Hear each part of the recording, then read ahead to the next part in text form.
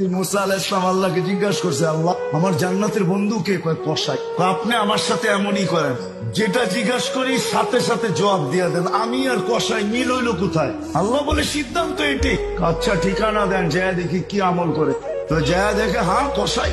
সারাদিন গোস্ত বিক্রি করে যখন বাড়ি যাওয়ার পালা আসছে, তো গোস্তের একটা টুকরাকে নিয়ে কিমা বানায়া পুটলার ভিতরে নিয়ে দোকান বন্ধ করতেছে। মুসা আলাইহিস সালাম বলতেছে, তোমার বাড়ি মেহমান হওয়া যাবে? অবশ্যই যাবে, কিন্তু শর্ত আছে, আমি ডাইরেক্ট বাড়ি যাব না, আমার সাথে চলো। তো বলছে ঠিক আছে চললাম। যা ঢুকছে এক ঝুপড়ির ভিতরে, খুব পরিপাটি সুন্দর।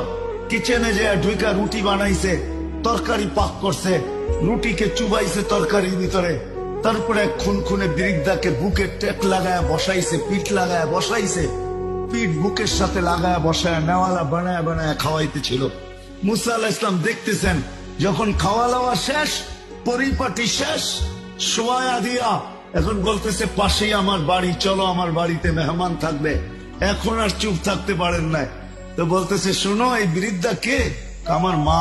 সকালে যখন যাই তো পরিপাটি করা যাই। তো বুঝলাম, কিন্তু তুমি খেদমত করার পরে মা জানি হাত উঠায় কি বললো? বলছে দূর, বাদ দাও পাগল মা। যখনই খেদমত শেষ করি তো হাত উঠায় বলে, জান্নাতে মুসা আলাইহিস সালামের সাথী বানায় দিয়েন। তো মুসা আলাইহিস সালাম